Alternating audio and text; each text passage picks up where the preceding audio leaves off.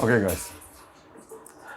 I think the time has come and we should start. Okay. Who completely forgot what was happening during the previous lecture? So, no one. Really? Okay. So, you never have weekends, I see.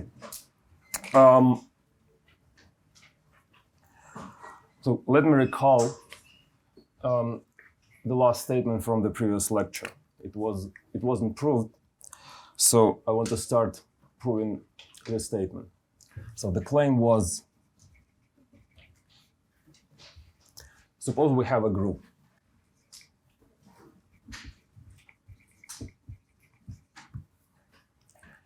And we're given an element G small from G capital.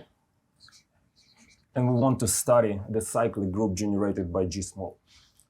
So just in case, if you don't remember the definition, this thing is just the set of all integer powers of the element G, all positive and all negative powers. And this is always a subgroup inside G. Now we want to describe what could it be. So, and there are actually two options. So, in case the order of G is equal to n, we want to prove that this subgroup consists of exactly n elements. So, this subgroup consists of these elements exactly. And these elements are distinct. So this is the option number one. And the second option, all powers here are distinct. So for every element m and n from Z, which are not equal, G to the power of m is not equal to G to the power of n. So we have infinitely many elements. So all of these powers are completely different elements. So this is the option number two. So this is the claim. Are there any questions regarding the claim? Should I clarify anything? Could you please recall the distinction order? Oh, okay. So what is the order? Oh, and in this case, the order is infinite. So the order of an element G is this. So what you're doing, you take the element G, and then you multiply it by itself several times. Let's say n times. And suppose n is the smallest positive integer such that the product is the neutral element. Then this is the order of the element G, and this is the smallest positive. And in case there is no such n, we say the order is infinite. This is in case there is no such. Okay. Okay. So basically, the order of the element is equal to the amounts of elements in the cyclic subgroup generated by this element G. Now, so let's try to prove this.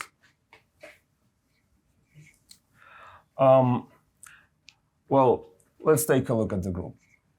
Now, if all the powers of all the elements are distinct, then it's obviously the second case.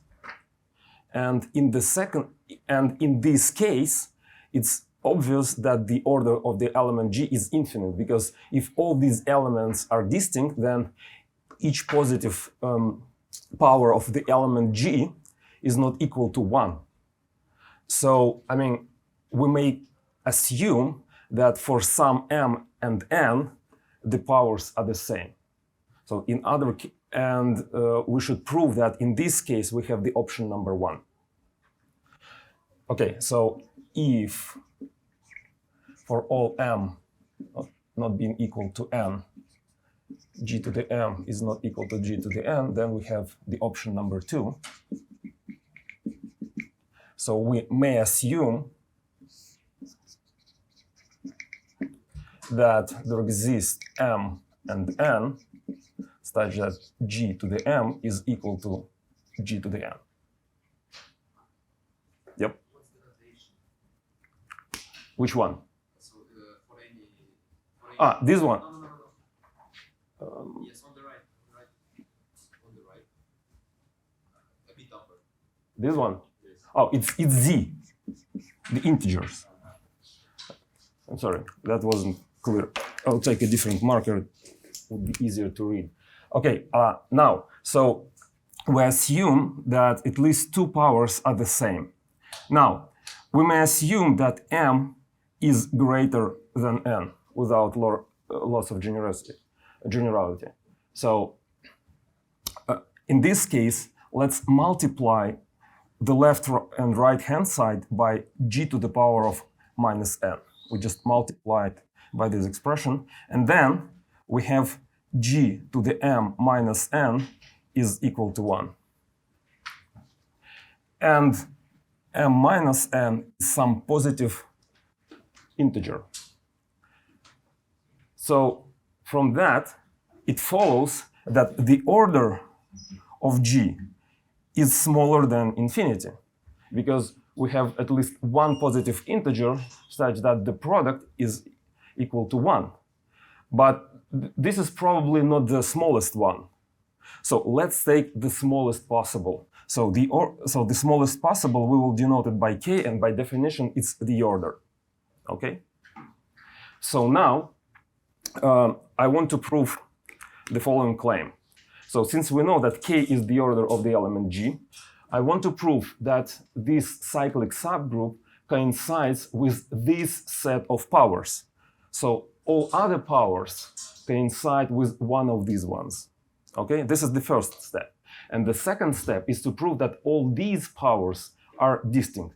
Well, I mean, here I use n, and I should replace it by k using this notation. Okay, so now the first thing, so the step number 1, I want to prove that this thing coincides with the set of all powers from 0 to k minus 1, where the k is the order of the element g. How to prove this? Well, it's obvious that the left-hand side and the right-hand side are two subsets of the group G. In order to show that two subsets coincide, we need to prove that each element of the left set belongs to the right set and vice versa. But it's clear that the right set is a subset of the left one, so we need to show that each element of the left subset belongs to the right one. So let's take an arbitrary power, g to the, let's say, s, okay? Now, we can divide s by k with the remainder. So we can represent s as q times k plus r, where r is a remainder. But by the definition of the remainder, we know that r is between 0 and k minus 1. Now, using the properties of the powers, this is the same thing as g to the k to the q times g to the r. But by the definition of the order, g to the k is the neutral element, which is 1. So this thing is 1. And 1 to the q is also 1. So this whole expression can be omitted. So this is just to the r. And as you can see, we took s to be an arbitrary integer. And what we have, that this power is equal to this one, but this one is among these ones. So what I have proven, that every element of the left subset is an element of the right one. So that proves this equality. Okay, who was able to follow? Are there any questions at this moment? Okay, good. Now, the step number 2. We want to prove that all these powers are different. So let's assume a contrary. So suppose g to the a is equal to g to the b, where a and b are between 0 and k minus 1. Again, we may assume that a is greater than b. And again, we may divide by g to the b, so we multiply by g to the minus b, and we will have that g to the a minus b is equal to 1. But in this case, a minus b is greater than 0 and strictly smaller than k. So this contradicts the definition of the order, because k was the smallest positive integer such that this may happen. But now we have a smaller one, which is not 0, and this is a contradiction.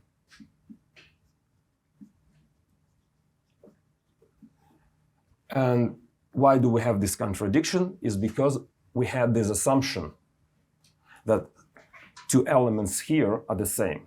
So this doesn't hold. So all of these elements are distinct. Okay, so, and this completes the proof.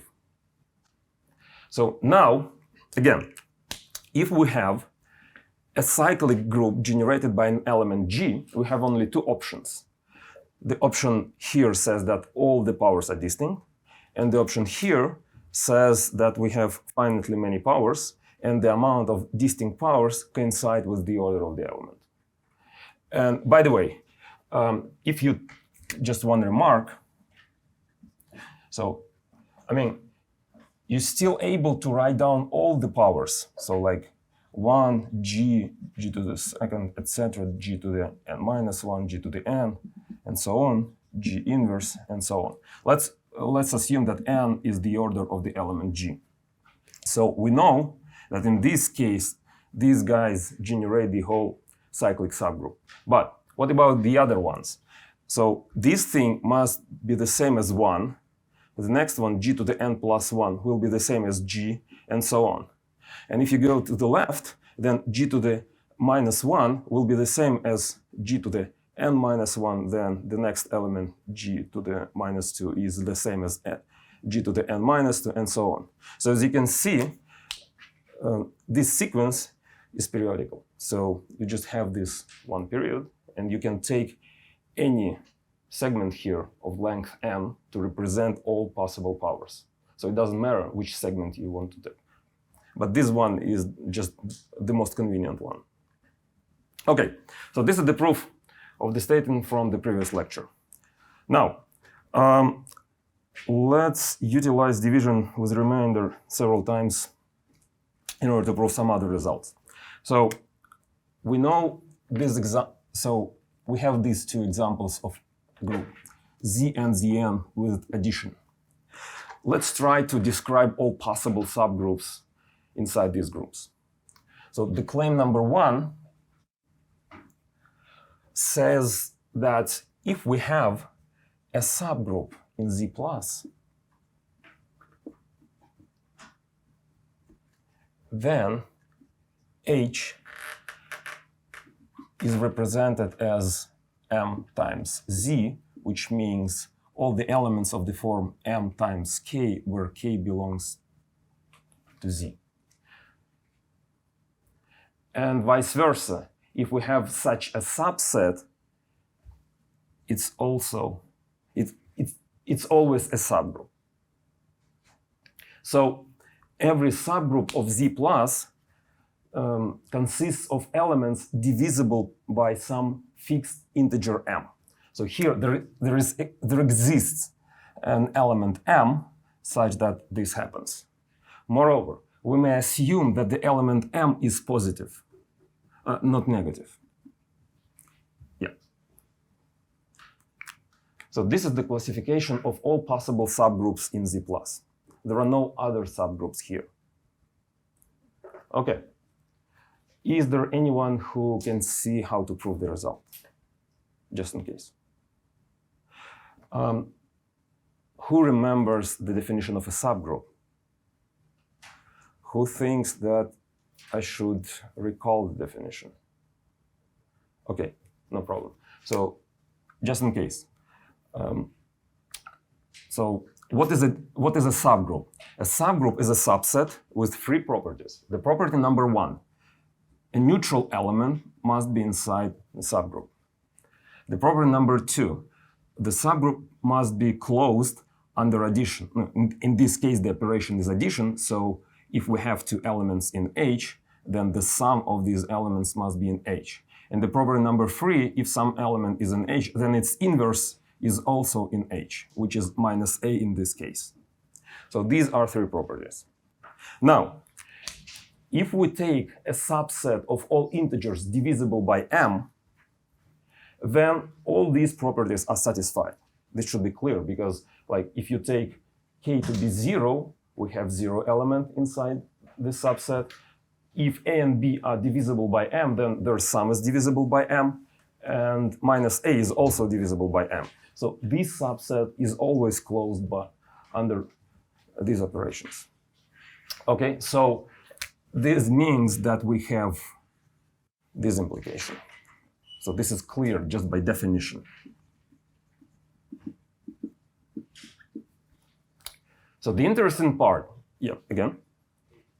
This m might differ for some elements. No, m is fixed. For h, m is fixed. It's usually 1? No. I mean, you can take any integer, like 1, 2, 3, like any. For example, if you take 3, then h coincides with the set of all integers divisible by 3. And this 3 is fixed for h. For each h, you have its own integer m. But for some random z plus, it will be 1. What do you mean for random z plus? Without any properties, just 1, 2, 3, 4, 5, 6. Well, if you want to generate the whole group, you take 1. But if you want, I see, okay. I mean, you don't want to generate all groups, the whole group Z. You want to generate all possible subgroups. Subgroups could be smaller than the whole group. Okay. Now, let's prove into the other direction.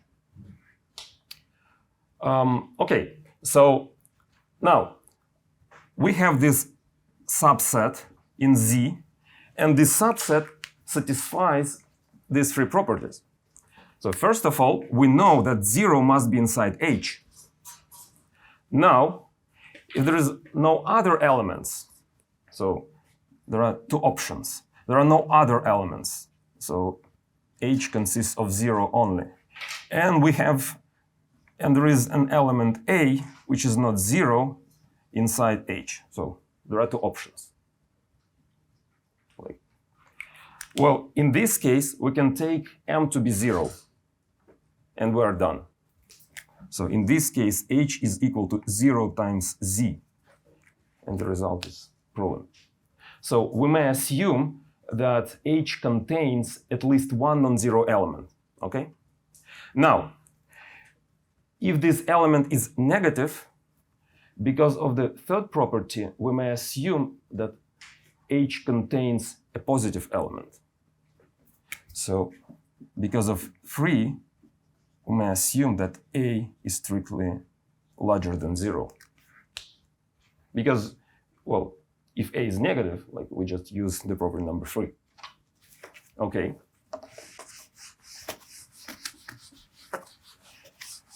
So now we need to find this element m. Because you see, the claim from left to right says that we can find an element m with this property. So somehow we need to show this element. So we need to find a procedure to produce such an element. So here is the procedure. From this fact, we know that h contains some positive integers. Let's take the smallest positive integer inside h. So we take m to be the smallest, a from h, such that a is strictly greater than 0. And there is such an element because we have positive elements. So now, since m belongs to h, all powers of m must be in h. But what are the powers of m? The powers of m are the elements of the form m times k. So all these elements are also inside H for every k from Z. So this means that m times Z is a subset of H. So we want to prove that the opposite inclusion holds. If we prove, so we need the opposite inclusion. So if we prove this, then the result is clear. Okay? Now, how to prove this? Okay, let's take an arbitrary element from H. Suppose A is an arbitrary element from H. Let's divide A by M with the remainder. And by definition of the remainder, we know that R is between 0 and m minus 1. Now, I want to rewrite this expression as follows. R is equal to A minus Q times M. Let's analyze this expression. So the element A was in H by our choice. The element M was in H also by our choice. But now Q times M is also in H because it's a power of an element from H. So this thing is also from H. And now the difference of two elements from H is also inside H because H is closed under taking inverses and addition. So the whole element here is inside H. Okay, are there any questions regarding this thing? Okay, who was able to follow? Good. Now, but what's wrong with this thing? You see, by the definition, m was the smallest positive integer inside H. And now we constructed an element R, which is strictly smaller than m, and also inside H. So it cannot be positive. Otherwise, we have a contradiction. So the only option that we have, R is equal to 0. So because of this, R is equal to 0. But it means that A is equal to Q times M. So it means that A belongs to the left-hand side. And we're done. That's it. Okay. Who was able to follow? Are there any questions? We proved that there is a zero element. No? Again? We proved that there is a zero element in H. No. We took an arbitrary element from H, and we have shown that this element is represented in the form m times some integer, which means that this element belongs to this subset. So it proves that this inclusion holds. And this proves that these two sets are the same. And this is what we needed. We wanted to take an arbitrary subgroup H, and we wanted to show that this subgroup H is of this form. We wanted to find an element M such that this H coincides with such thing. And we did exactly that. Okay. Now, we have a similar claim, but for the group Zn. Let me formulate and prove the claim.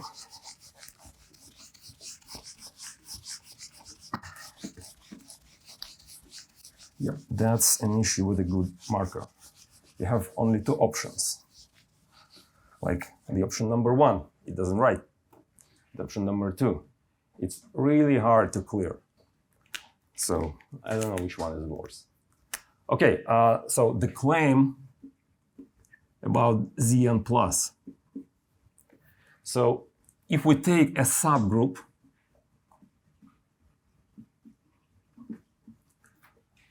then there exists an element M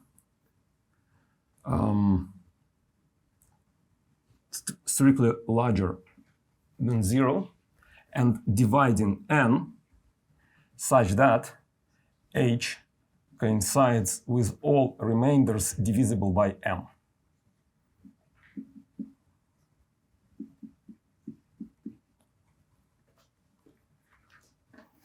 I mean, what's written here, well, here it's written that you have to take all possible powers with all integer k's, but I mean, it's enough to take a smaller subset of this set to generate the subgroup.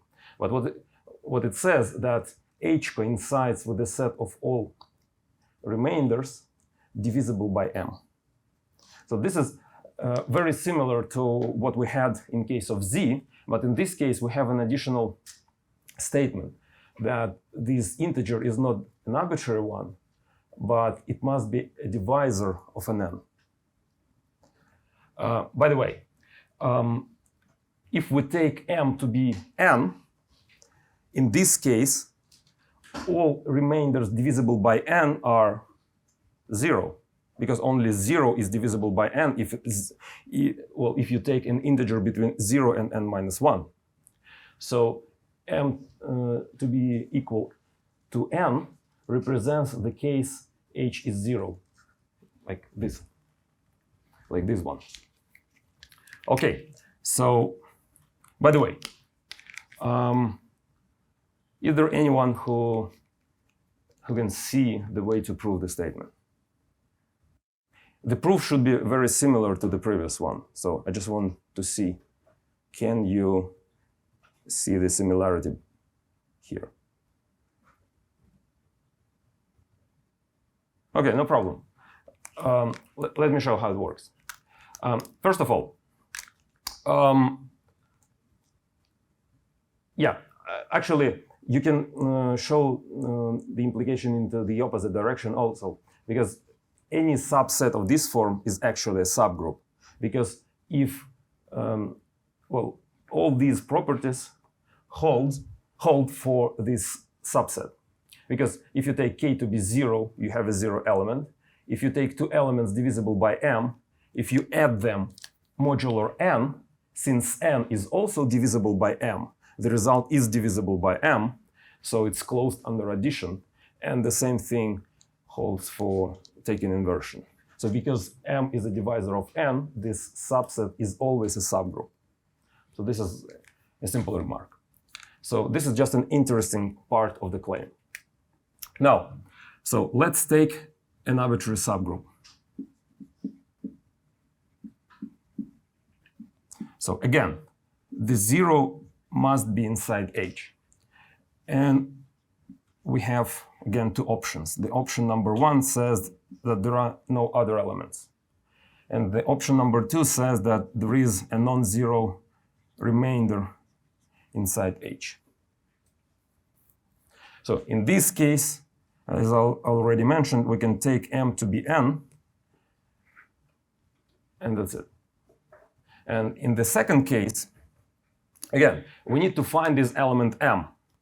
Let's use exactly the same procedure as here. So a is already a positive integer because the set of remainders contains 0 and the other elements are positive. So if a is not 0, it's positive. So let's take m to be the minimal a from H such that a is not equal to 0. Now we need to prove several things. So what do we need to prove? The fact number 1, we need to prove that H coincides with m times Zn. This is just a short notation for this subset. And the claim number 2, we need to prove that m divides n. So if we can prove these two statements, then we're done, because this is exactly what we want to prove. So let me show you how to do this.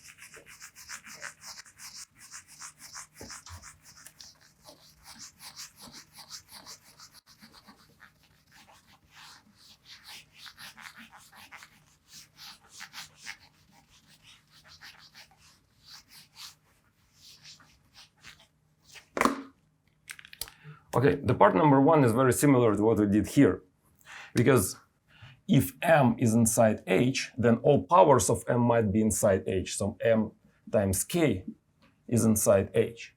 So M times Zn must be inside H. So we must prove that the opposite inclusion holds. So we need to prove this one. And how do we do this? We do it in exactly the same way. We can take an element A from H, and we can divide it with a remainder by M, where element R is between 0 and M minus 1. Okay, and if we rewrite this in this form, then again, the element A is inside H by our choice. The element M is inside H because the definition of the element M. And now, since H is a subgroup, a power of M is inside H, and the difference between two elements is also inside H. So this is an element of H. But now we have an element of H which is strictly smaller than M. But M is the smallest one among non-zero elements. So that there is only one option for the element R. The element R must be equal to 0 because of this property. So basically, this says that A is equal to Q times M, which means that this element A belongs to Z times Zn. So the claim number 1 holds. Who was able to follow? Are there any questions? Okay, good. Now, what about this one? The second one. Why do we have this? Well, let's divide n with a remainder by m. And let's take this equality, and again, R is an element between 0 and m minus 1. And let's take this equality modular n. In this case, we have 0 is equal to q times m plus r, which means r is equal to minus q times m in Zn.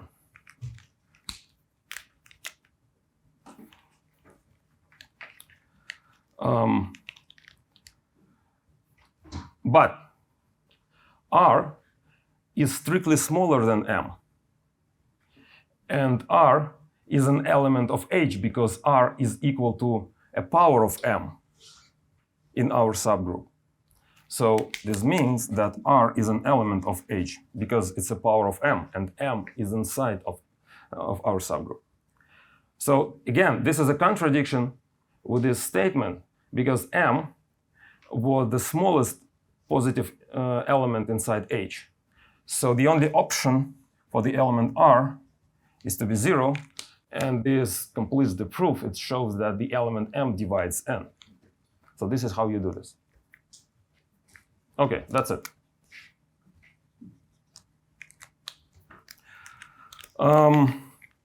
Yeah, so now I want to switch to a little bit different topic. I want to discuss some combinatorial properties of finite groups, because if you have a finite set, you can count the amount of elements in this set.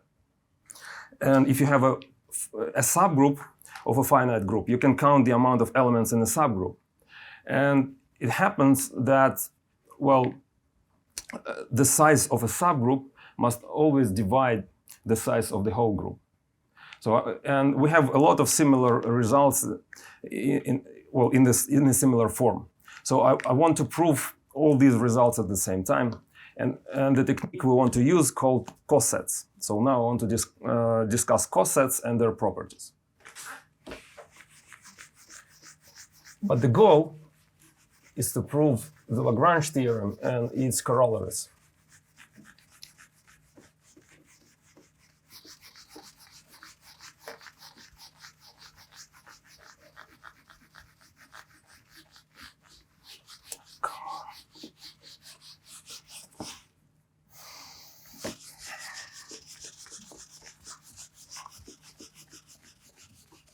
Okay. What should be next? Okay, cosets. Cosets. Well, suppose we have a group G, and H is a subgroup.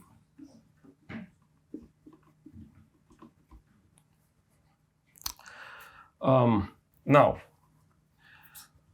let's take, okay, I want to draw a picture. So this is a group G, and this piece is a subgroup H, okay?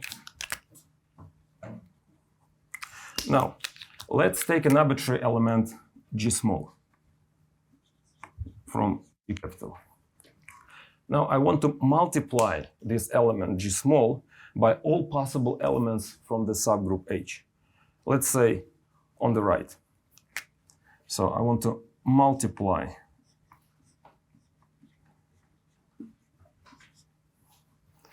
So what does it mean here? So if I multiply it by an element H on the right, I will get some other element of the form G times H. And then if I multiply it by a different element, I will get G times H prime, and so on. So if I go through all the elements of H, I will cover some subset in G. And this will be exactly the subset I defined here. And usually we denote this subset as G times H capital. And this is, by definition, is the left coset of the element G.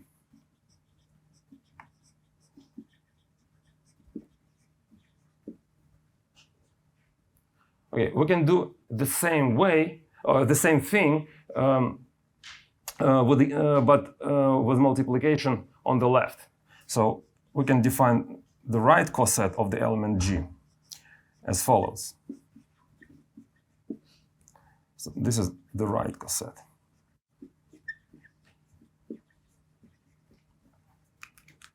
So a coset, well, this coset depends on an element and a subgroup.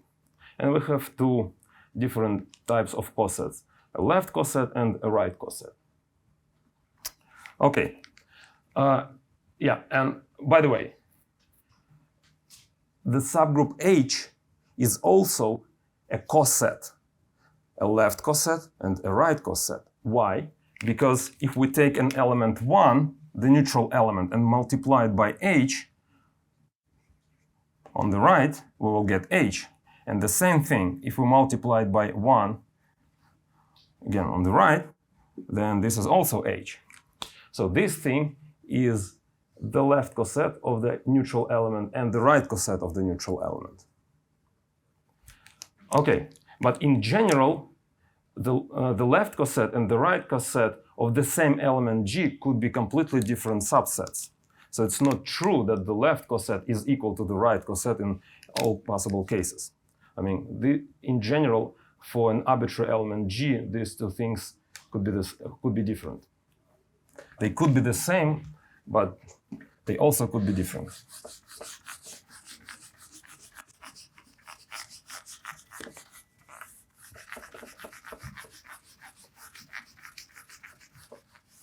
So let me give you several examples.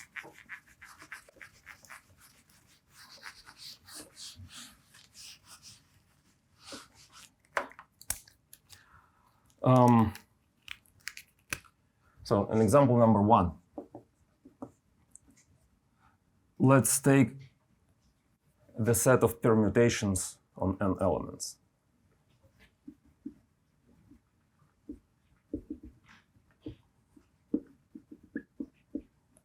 So this is a group.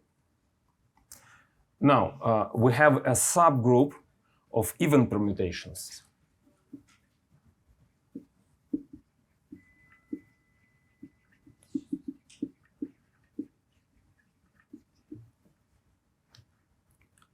Now, if you take all possible permutations, you can divide it into parts. One part is the set of even permutations, And the second part is the set of odd permutations. But if you take, let's say, a transposition 1, 2, and multiply all possible even permutations by this transposition on the left, you will get all possible odd permutations. This is all odd permutations. So the set of all permutations can be presented as follows.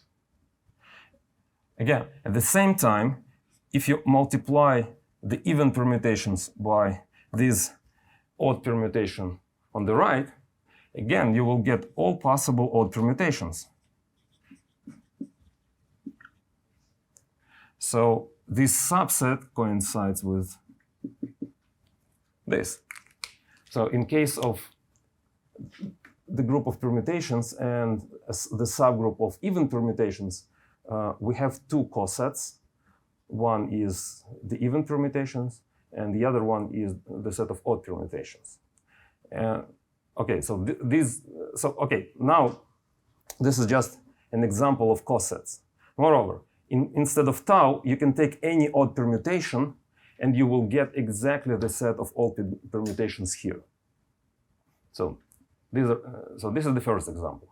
Okay, who was able to follow the example? Okay, are there any questions regarding the example? Oh, okay. You can use the property of the sign, because in case of the sign of permutations, the sign of the product is the product.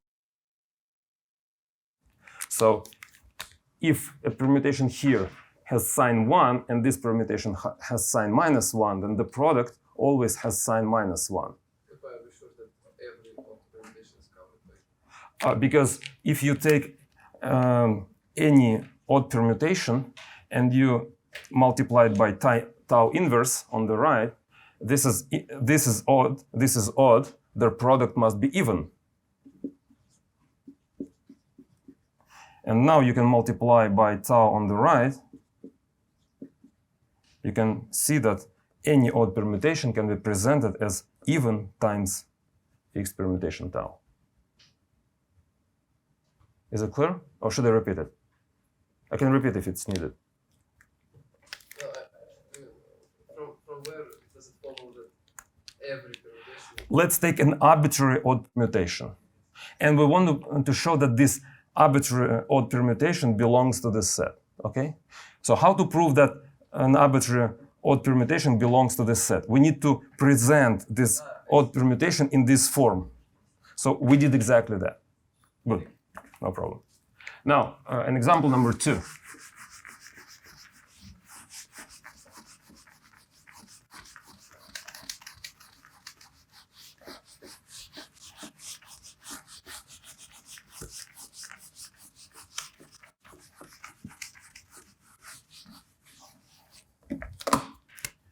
Example number 2.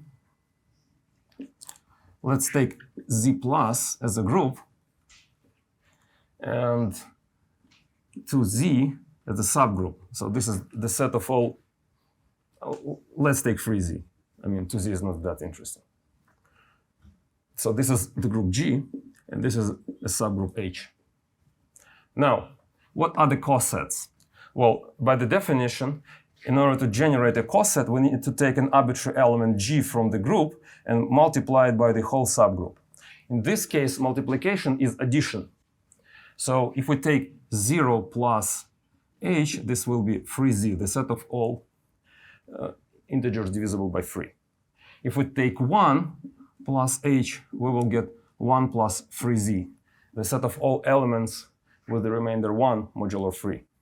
If we take 2 plus H, this will be the set of all elements with the remainder 2 modulo 3. And if we take 3 plus H, we will get again the set of all elements divisible by 3. And so actually these 3 subsets is the list of all cosets. This is probably not very clear by now, but this is the set of all possible cosets for all possible elements from Z with respect to the subgroup H. So this is the second example of a coset. Okay. What should be next? I have this, I have this. Yeah, now I want to discuss the definition of a normal subgroup. As I already mentioned, in general, we don't have this property. In general. I mean, in all these examples, we actually have this property. But these are very special examples. So we will discuss during the seminars examples where this doesn't hold. But, well, sometimes we want each left coset to be the same as the right coset. And this leads to the definition of a normal subgroup. The definition. So if we have a group G and the subgroup H, then we say that H is normal if for every element from G, the left coset coincides with the right coset. So this is the definition of a normal subgroup. For normal, so subgroup is normal if and only if these two things are the same. And if at least one pair is different, so in this case it's not normal.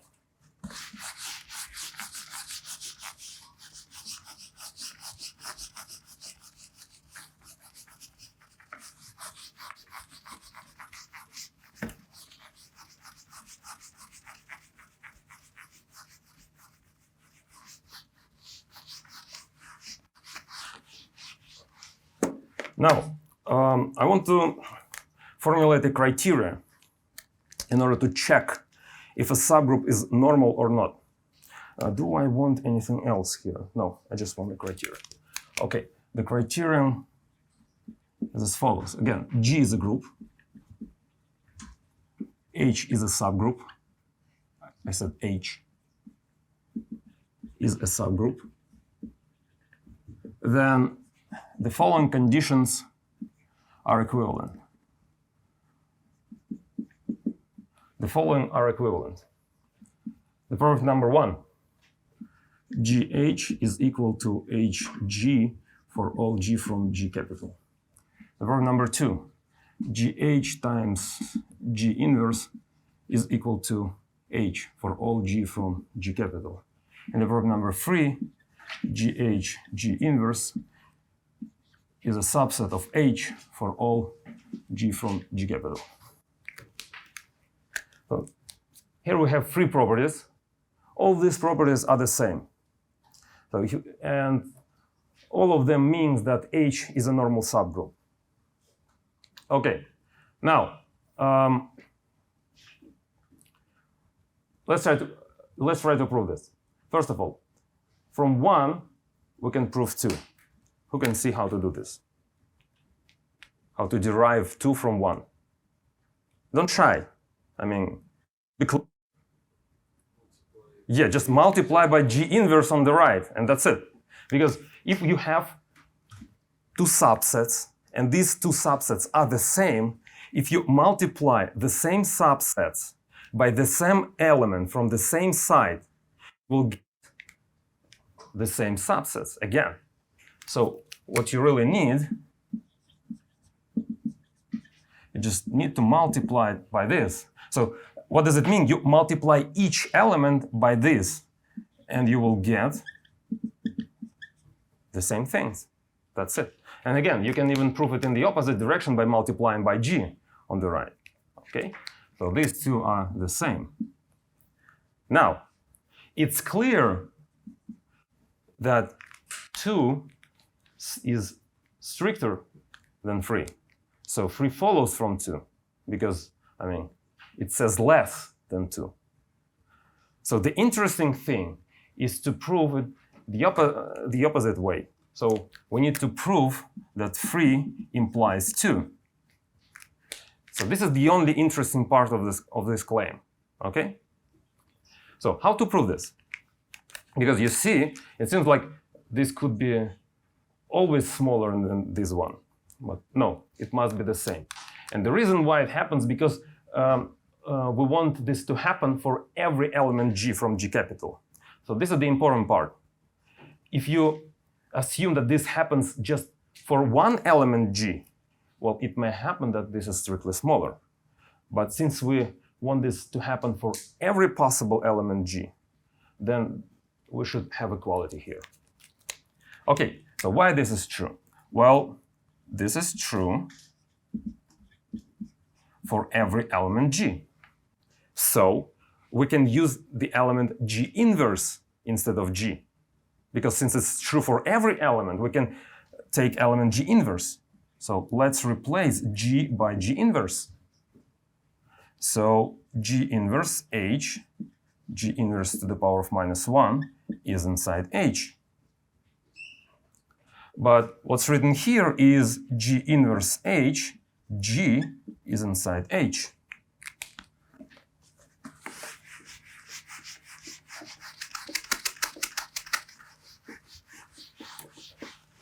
Who can already figure out the rest? Who can already see how to complete this? Okay, no one, no problem. I'll do. So now, but now, since this thing is a subset here, we can multiply by G on the left, and we will have the same inclusion between the images. So when we multiply by G on the left, we will get this inclusion. Because if you have one subset inside another one, when you apply the same operation to them, you will get a subset inside another one. So now we just multiply it by G inverse on the right, and we will get H is inside GH, G inverse. But now, if you compare what we are given with what we have, this means that this equality holds. And that's it. Who was able to follow? Are there any questions up to this moment? Good. Now, now I want to describe, how all possible cosets look like. So there are several properties for the cosets. And I want to start with the following one, the claim. Again, G is a group, H is a subgroup,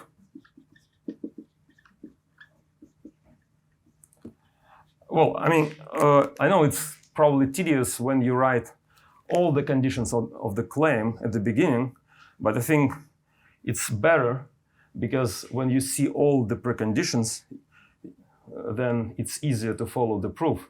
So that's why I don't like to skip everything that I should state in the claim.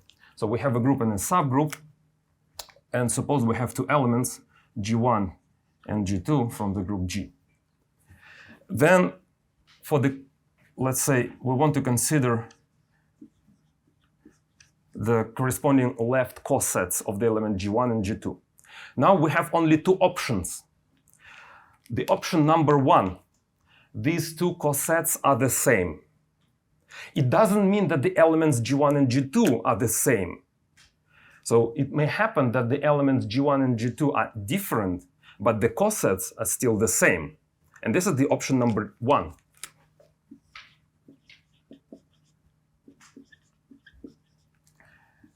And the option number 2, these two cosets do not intersect.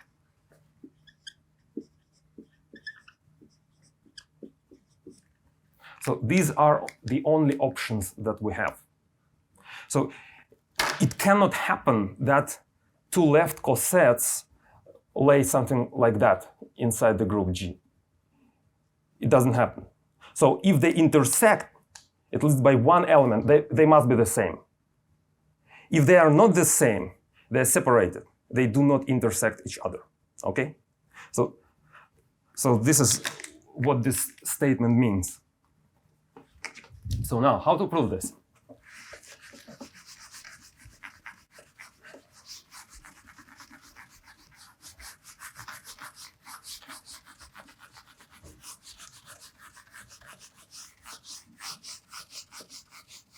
Yeah, by the way, let me draw a picture.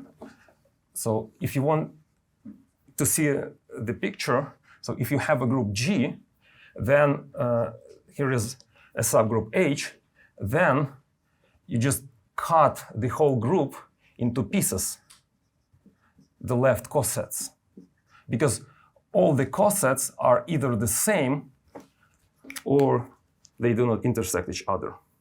So you just cut the whole group into these pieces, into the cosets. So the whole group is a disjoint union of cosets, distinct cosets. So this is what happens here. So now, why this is true? Well, if the cosets do not intersect each other, then this is the option number 2, and we're done. So we may assume there is at least one element inside the intersection. So assume there is an element G in the intersection. So now, in this case, we have to prove that these two cosets are the same, because we want to prove exactly this. So how to prove this? So in order to prove that these two cosets are the same, we want to prove two inclusions, that G1H is inside of G2H, and G2H is inside G1H, okay? And these two are symmetrical, so it's enough to prove just one of them. So let me prove just one of them, and then we will be done. Okay, so what does it mean that we have an element inside this intersection? Well, it means that G belongs to G1H. What does it mean by definition? It means that G can be presented in the form G1 times H1, where H1 is an element of H. At the same time, since G is an element of G2H capital, it can be presented in the form G2 times H2, where H2 is an element of H. Now, let's take this equality and multiply by H1 inverse on the right. Then we will get G1 is equal to G2 times H2, H1 inverse. And let's take a look at this element. Since H is a subgroup, then this element must be inside H, because H is closed under taking inverses and it's closed under taking multiplication of its elements. So this is an element of H. So I want to denote it by H prime. So now we have G1 is equal to G2 H prime. Now let's use these in order to prove this inclusion. So G1 H capital is equal to G2 H prime times H. This is just a substitution of this expression here. But now, let's take a look here. H prime is an element of H, but H is a subgroup. So if you multiply each element of H by some other element of H, you will always get some other element of H. So this whole subset is inside of H. So this must be inside of H. So this belongs to G2 times H. And this completes the proof of this inclusion. So that's why it completes the proof of the statement. Why don't we use second? This one, because now we have that G1H belongs to G2H, but it could be that it's strictly smaller. We need to prove the inclusion in the opposite direction, but the opposite inclusion has exactly the same proof. you just need to switch G1 and G2, and that's it. Okay, are there any other questions? Good. So this is the most important picture that you have to keep in mind. So if you have left cosets, then you can cut the whole group into these pieces. Now, the second property of the cosets will be formulated in case of a finite subgroup H. You can still formulate this in an infinite case, but it's almost useless in an infinite case. So the claim, suppose G is a group, H is a subgroup, and suppose that H has finitely many elements. Now, in this case, for every element G, the amount of elements in the left coset of G is exactly the same as the amount of elements of H, and it's exactly the same as the amount of elements in the right coset. So if H is finite, all these pieces have the same size. Okay, so this is the statement. Now, how to prove the statement? Let's take a look. Well, we have this group G, and inside we have a subset H and a subset GH. These are two subsets of the group G. And we have a map between these two subsets, which takes an element H to G times H. So this is just a multiplication by G on the left. So in order to prove that these two subsets have exactly the same amount of elements, it is enough to prove that this map is a bijection. Okay? But how to prove that a map is a bijection? For example, you can find an inverse map. But what is an inverse map in this case?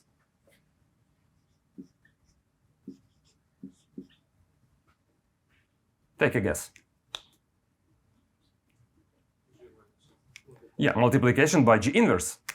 Because if you multiply by G inverse, you cancel the element G. So if you take GH and it goes to this, then G inverse times G is equal to 1, and the result will be H.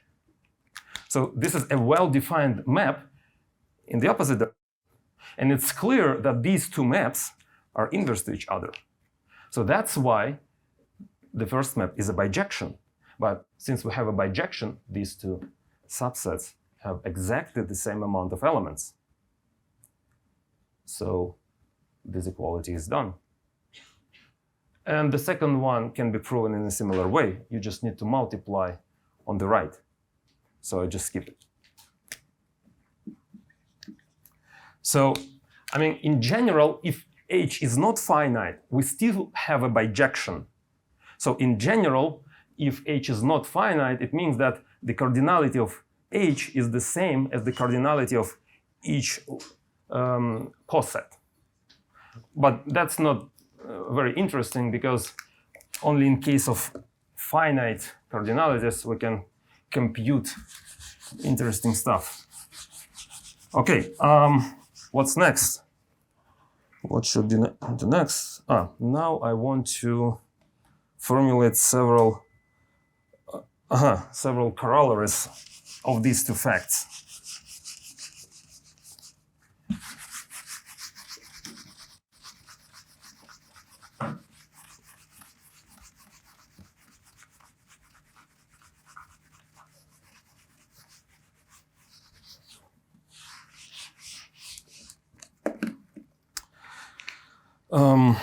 Okay. The corollary number 1. Suppose we have a finite group. So is a group. H is a subgroup. and the group G is finite. Let's try to compute the amount of left cosets. Okay, well, for any group G, we have this picture that G is the disjoint union of the left cosets. And by this claim, we have that the size of each coset is the same. So how to count the number of pieces of the same size? You just divide the size of the whole group by the size of each piece. So that's why the amount of left cosets is equal to this number. But if you count the amount of the right cosets, you will see that this is exactly the same number. Because we use the similar facts. So these two numbers are the same, which means that the number of left cosets always coincides with the number of right cosets. Is denoted by this symbol. And this is called the index of the subgroup H.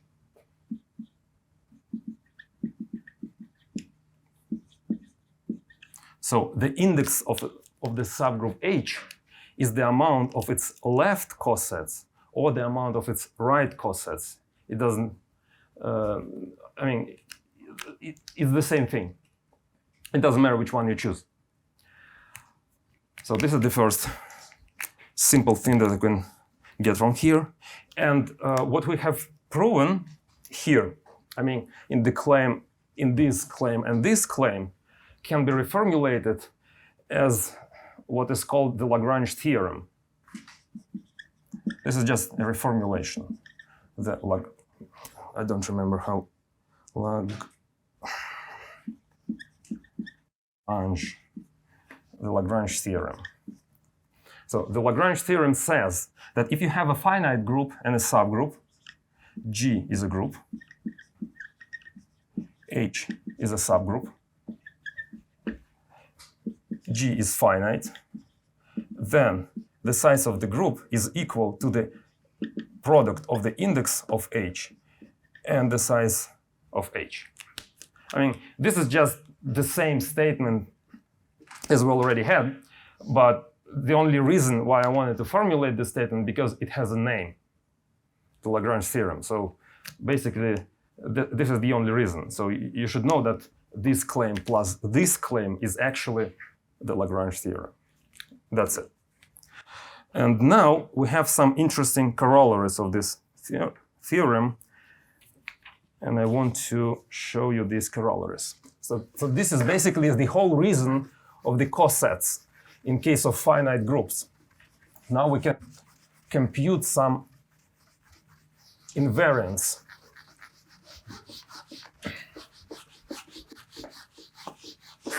Some characteristics that will help us to deal with groups and subgroups. Okay, the corollary number 1.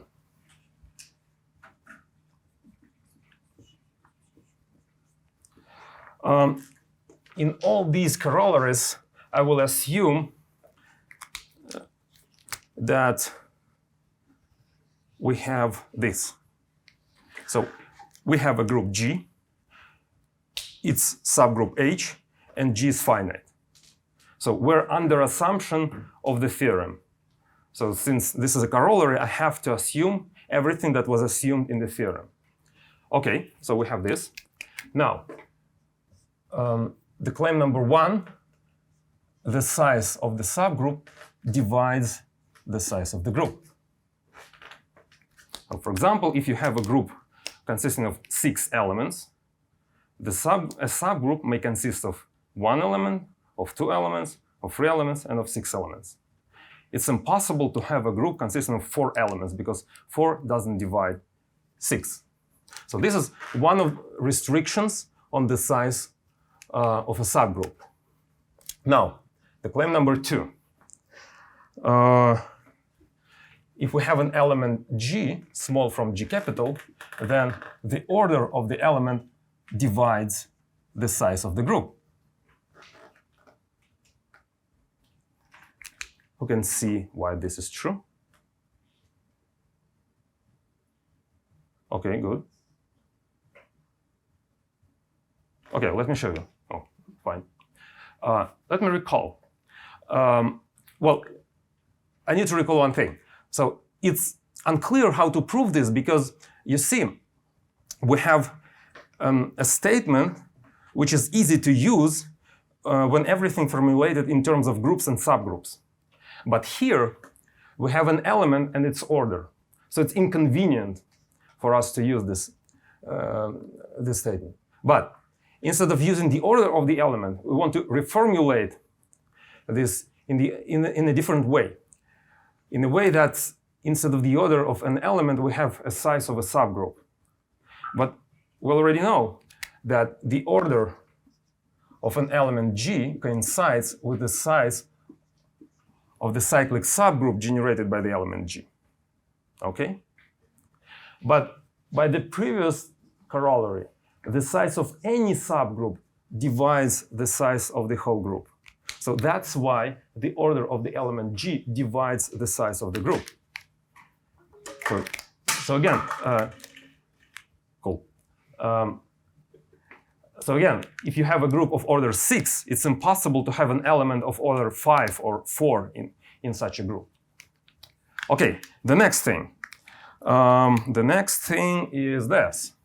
If you take an element G from G capital and you raise it to the power of size of the group, you will always get 1. Who can see that? Good, good. Good. Who thinks that it requires a proof?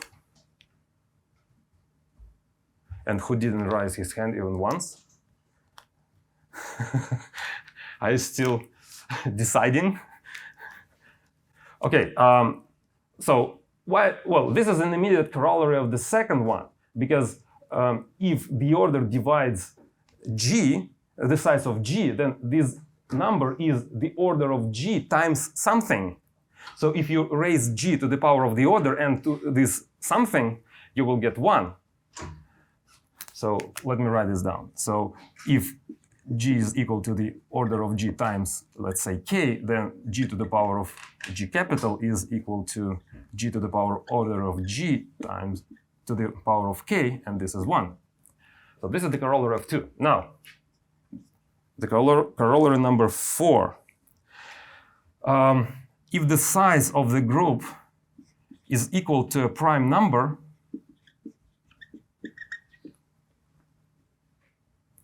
then G is cyclic. Moreover, if you take any element different from the identity, it will be a generator. So for every element G not being equal to 1, you'll get this equality. So if you have a group of a prime size, it's always cyclic. In particular, it's always commutative because a cyclic group is commutative. So it's impossible to have a non-commutative group consisting of 13 elements or of 7 elements because it's always cyclic. So let me prove this.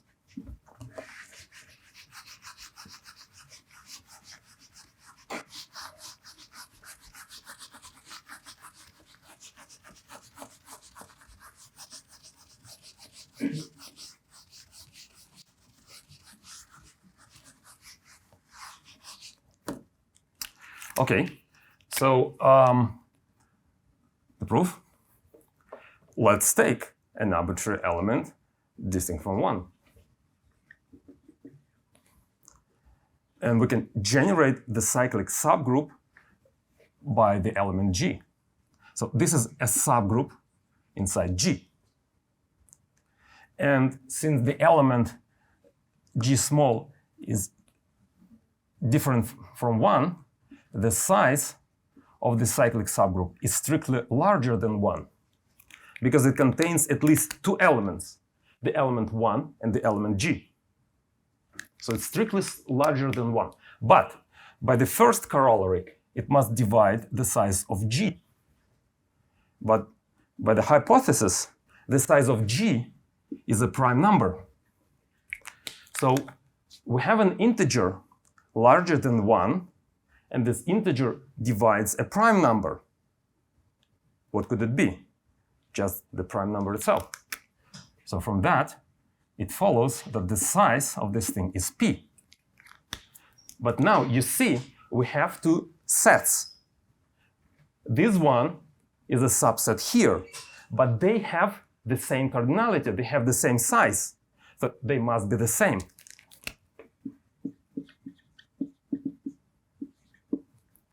So this completes the proof. Who was able to follow? Are there any questions? Okay, good. And now the final corollary, the Fermat-Little theorem. But that's an awful name to remember how to write. Okay. Oh, just give me a second.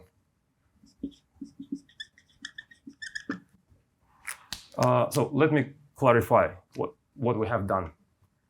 We took an arbitrary element here, and we proved exactly what we wanted. Okay. Now, what is the Fermat-Little theorem? Let's take P to be prime number.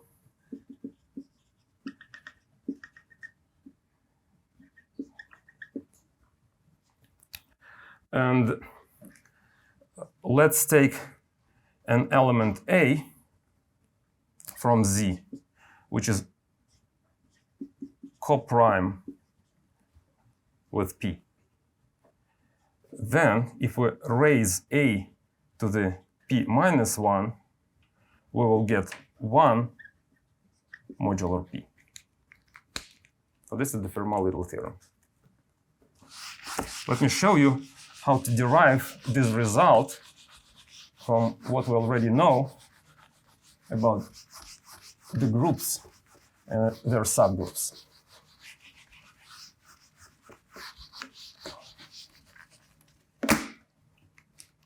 Okay, so instead of dealing with integers, I want to deal with a special group. You see, here we have a quality modular P. It suggests that instead of integers, we should consider ZP, the remainders. But here, the operation is multiplication. Well, this is not a group with respect to multiplication. Instead, we should take what's called ZP star.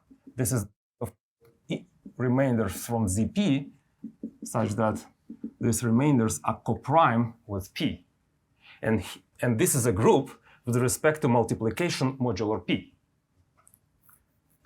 Now, if we take an arbitrary element here, and if we raise this element to the power the size of the group, we will get 1. Well, in this group, but this means that this is 1 modular P. Now, let's compute the size of the group in case P is prime. So what is ZP? ZP consists of 0, 1, 2, etc., P minus 1. Now, we want to take all the remainders coprime with P. I claim that these guys are all the remainders coprime with P. Why? Well, it's clear that 0 is not coprime with P, but all these numbers are strictly smaller than P. And since P is prime, the only possible common factor could be P. But since they're strictly smaller, there is no common factor, so these guys are coprime with P. So the size of this thing is actually P minus 1. We just excluded 0. So what we have here, a to the power of P minus 1, is equal to 1 modular P. But we have proven this for each remainder. In this case, a was an element from 0 to p, excluding 0 and p. But we want to prove it for any integer coprime with p. But it's simple. We should replace a by its remainder modular p.